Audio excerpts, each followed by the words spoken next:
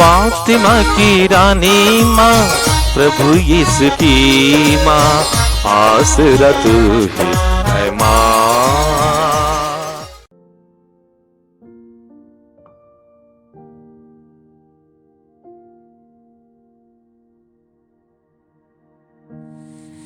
पहला पाठ नबी ईसायास का ग्रंथ, अध्याय 30, पद संख्याएं 19 से 21, 23 से 26 तक। इस्राएल का परम पावन प्रभु ईश्वर यह कहता है, यरूशलेम में रहने वाली सियोन की प्रजा, अब से तुम लोगों को रोना नहीं पड़ेगा। प्रभु तुम पर अवश्य दया करेगा। वह तुम्हारी दुहाई सुनते ही तुम्हारी सहायता करेगा। प्रभु ने तुम्हें विपत्ति की रोटी खिलाई और दुख का जल पिलाया है, किंतु अब तुम्हें शिक्षा प्रदान करने वाला प्रभु अदृश्य नहीं रहेगा। तुम अपनी आंखों से उसके दर्शन करोगे। यदि तुम सन्मार्ग से दाएं या बाएं भटक जाओगे, तो तुम पीछे से यह वाणी अपने कानों से सुनोगे। सच्चा मार्ग यह है, इसी पर चलते रहो।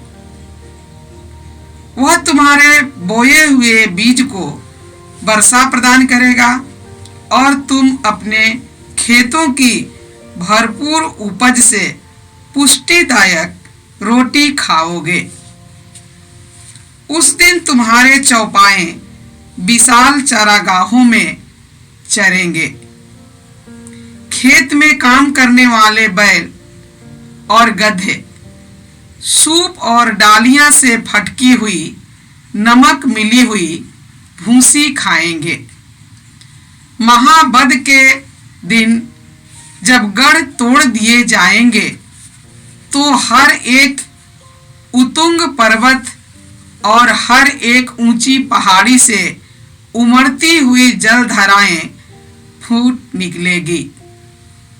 जिस दिन प्रभु अपनी प्रजा के टूटे हुए अंगों पर पट्टी बांधेगा और उसकी चोटों के घावों को चंगा करेगा, उस दिन चंद्रमा का प्रकाश सूर्य की तरह होगा और सूर्य का प्रकाश 7 दिनों के सम्मिलित प्रकाश के सदृश 7 गुना प्रचंड हो उठेगा।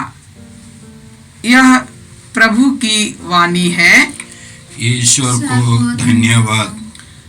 अनुवाक्य, धन्य है वे जो प्रभु पर भरोसा रखते हैं। धन्य है वे जो प्रभु पर भरोसा रखते हैं। प्रभु की स्तुति करो, क्योंकि वह भला है। दयालु ईश्वर के भजन गाओ, क्योंकि यह हमारे लिए उचित है। प्रभु यरूशलेम फिर बनवाता और इस्राएली निर्वासितों को एकत्र कर लेता है। अनुवाक्य, धन्य है वे जो प्रभु पर भरोसा रखते हैं। धन्य है वे जो प्रभु पर भरोसा रखते हैं। वह दुखियों को दिलासा देता और उनके घावों पर पट्टी बांधता है। वह तारों की संख्या निर्धारित करता और प्रत्येक का नाम जानता है। अनुवाक्य, धन्य है वे जो प्रभु पर भरोसा रखते हैं। धन्य है वे जो प्रभु पर भरोसा रखते हैं। हमारा प्रभु महान, सर्वशक्तिमान और सर्वज्ञ है। वह दीनों को ऊपर उठाता और विधर्मियों को नीचे गिराता है। अनुवाक्य, धन्य है वे जो प्रभु पर भरोसा रखते हैं। धन्य है वे जो प्रभु पर भरोसा रखते हैं। जय घोष, हालेलुया। प्रभु हमारा न्याय करता, हमारा विधायक और हमारा राजा है। वही हमारा उद्धार करेगा। हालेलुया। प्रभु आप लोगों के साथ हो और आपके साथ भी। संत मत्ती के अनुसार पवित्र सुसमाचार। प्रभु की जय। अध्याय 9 पद संख्या 35 से अध्याय 10 पद संख्या 1 और फिर 5 से 8 तक। यीशु सभागृहों में शिक्षा देते, राज्य के सुसमाचार का प्रचार करते, हर तरह की बीमारी और दुर्बलता दूर करते हुए सब नगरों और गांवों में घूमते रहते थे। लोगों को देखकर यीशु को उन पर तरस आया, क्योंकि वे बिना चरवाहे के भेड़ों की तरह थके मांदे पड़े हुए थे। उन्होंने अपने शिष्यों से कहा, फसल तो बहुत है, परंतु मजदूर थोड़े हैं। इसलिए फसल के स्वामी से विनती करो कि वो अपनी फसल काटने के लिए मजदूरों को भेजे। यीशु ने अपने 12 शिष्यों को अपने पास बुलाकर उन्हें अशुद्ध आत्माओं पर अधिकार दिया और अशुद्ध आत्माओं को निकालने तथा हर तरह की बीमारी और दुर्बलता दूर करने की शक्ति प्रदान की।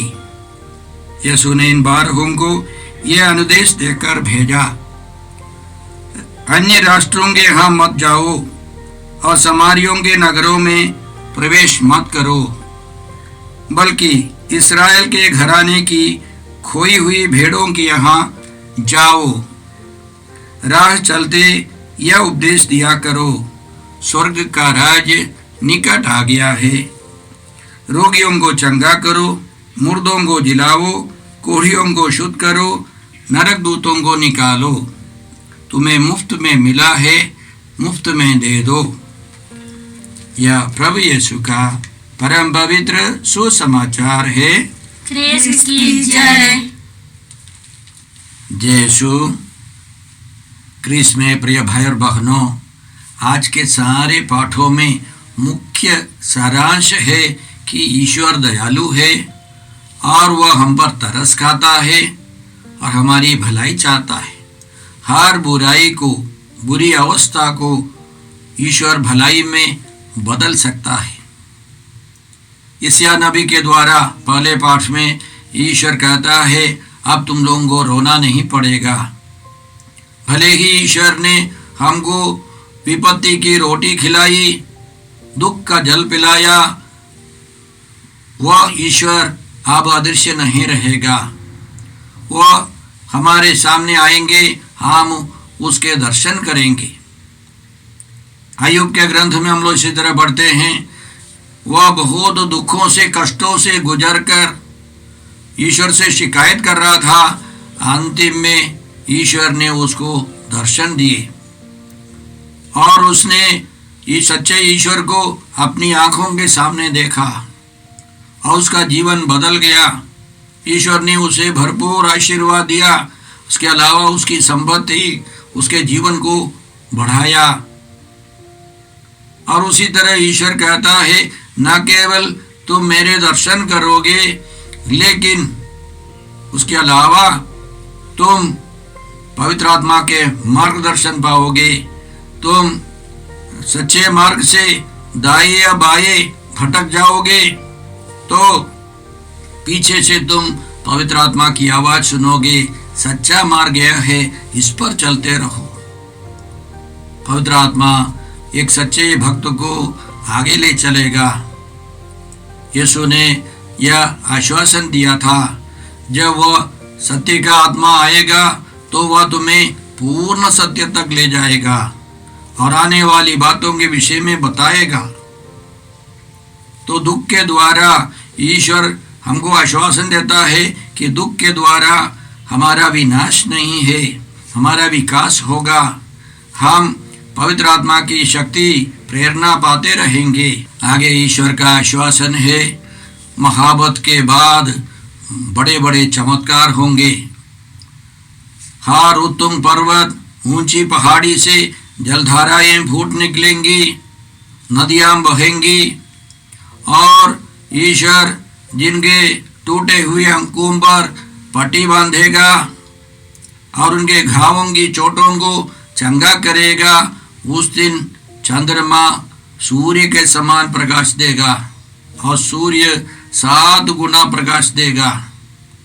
कहने का मतलब ये महावत बेकार नहीं है, भारी भारी कृपा ईश्वर देना चाहता है। इस प्रवचन के पहले मैं गूगल में देख रहा था तो मैंने देखा इस महामारी के कारण करीब 3 करोड़ लोग से ज़्यादा प्रभावित है। करीब 2 लाख लोग मर चुके हैं और इसकी संख्या समाप्त नहीं हो रही है। पिछले मार्च महीने से अप्रैल महीने से हम लोग इसी तरह का खबर सुनते रहते हैं। आज हमारी पत्रिका वचनधारा छापने वाला व्यक्ति हमसे कह रहा है 3 मशीन ऐसे पड़े हैं, प्रेस के 3 मशीन काम नहीं कर रहे हैं। बहुत सारी समस्याएं हैं, आर्थिक संकट है, बेरोजगारी है। हर रोज फोन आता है कि बेरोजगारी बढ़ रही है, नौकरी नहीं है, आर्थिक समस्याएं हैं। लेकिन एक सच्चे भक्त को विश्वास करना है, ईश्वर इस महावत के बाद चमत्कार करने वाला है। हमको पश्चाताप करते ईश्वर की प्रेरणा के लिए, ईश्वर की कृपा के लिए इंतजार करना है, प्रतीक्षा करनी है। सुसमाचार में हमने सुना कि यीशु करुणामय यीशु सभागृहों में जाकर शिक्षा देते थे, राज्य के सुसमाचार का प्रचार करते थे और सभी रोगियों को चंगा करते थे।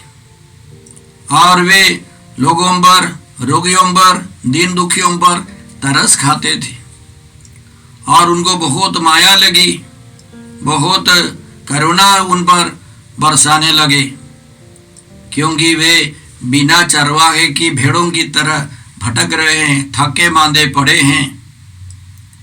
और उनका कहना है फसल तो बहुत है लेकिन बनिहारे थोड़े, इसलिए फसल के स्वामी से प्रार्थना करनी है कि फसल काटने के लिए और बनिहारों को ईश्वर भेजे। तो एक बात समझनी है भाई और बहनों कि इस दुनिया में बहुत सारे लोग एक सच्चे गडेरिये की प्रतीक्षा में है। यीशु तो आए और उन्होंने सब कुछ हमारे लिए दिया है और यीशु चाहते हैं सभी विश्वासी यीशु के समान दूसरों की सेवा करे, मदद करे, ताकि वे सब प्रभु के पास आकर प्रभु की कृपा पाए, प्रभु के परिवार के सदस्य बने। वे करुणामय ईश्वर है, लेकिन उनकी करुणा हमारे कारण, हमारे द्वारा ही बहनी है। दूसरों पर पहुंचाना हमारा काम है।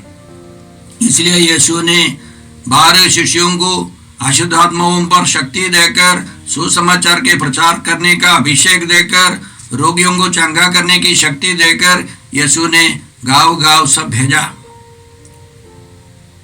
तो सबसे पहले हमको समझना है कि यीशु के मुख्य कार्य शिक्षा देना, सुसमाचार सुनाना, रोगियों को चंगा करना अब हमारा कर्तव्य है। और यीशु चाहते हैं कि सभी जगह पर जाकर हम लोग सुसमाचार सुनाएं। इस विषम परिस्थिति में सबके सब चिंतित है। कई लोग हमसे पूछते हैं कि प्रार्थना सभा कब शुरू होगी, आवासीय साधना कब शुरू होगी। हमको मालूम नहीं है यह कितने महीनों तक चलेगा, इसी तरह की स्थिति चलेगी, हमको मालूम नहीं है। लेकिन हमारी परिस्थिति में सबसे पहले हमको पवित्र जीवन बिताकर सुसमाचार का प्रचार करना है, दूसरों को शिक्षा देनी है, दूसरों को सुसमाचार सुनाना है, रोगियों पर, दीन दुखियों पर तरस खाकर उनकी मदद करनी है। तो इस आगमन काल में यीशु कहते हैं कि हम सबों को सुसमाचार बनना है, सुसमाचार सुनाना है। हम लोग इधर उधर बुलाहट पाकर घर घर जाते हैं या प्रार्थना चलाते हैं तो लोग हमसे अपनी समस्याएं बताते हैं। कई परिवारों में प्रार्थना नहीं है, लेकिन किसी किसी परिवार में अच्छी तरह प्रार्थना होती है। उनके बाल बच्चे अच्छी तरह प्रार्थना करते हैं। मानव इतिहास में पहली बार ऐसे एक आगमन काल आया है जिसमें हम सब संकट से गुजर रहे हैं। महामारी के दौरान हम लोग सब परेशान हैं। इसलिए इस सप्ताह, भरोसे के सप्ताह में हम लोग उस महान प्रभु पर भरोसा रखें जो करुणामय है। पिछले 8 महीनों से हम लोग प्रार्थना करते आए हैं। अब नतीजा देखिए कि आज के अखबार में था कि कोरोना वायरस का वैक्सीन निकाला है। प्रभु इसी तरह हमारे वैज्ञानिक लोगों को, डॉक्टर लोगों को सद्बुद्धि प्रदान करेंगे। इसलिए हम लोगों को प्रार्थना करनी है, तपस्या करनी है, प्रभु के इंतजार करना है। आइए हम प्रार्थना करें।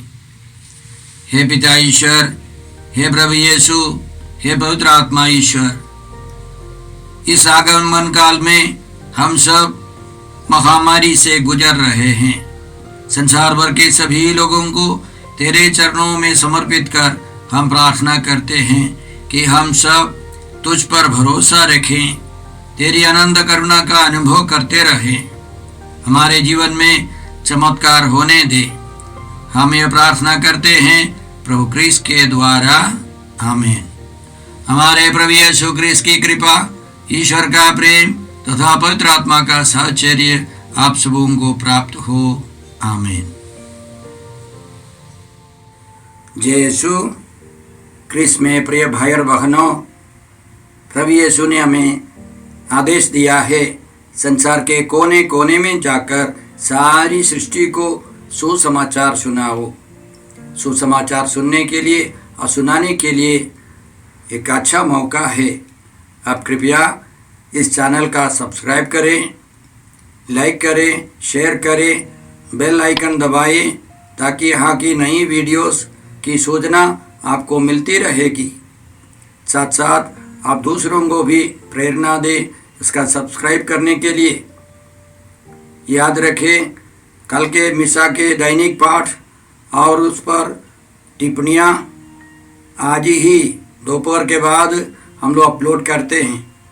कृपया आज ही उसको सुनकर कल की तैयारी करें। प्रभु यीशु आपको और आपके परिवार को 100 गुनी आशीष देंगे। जय यीशु।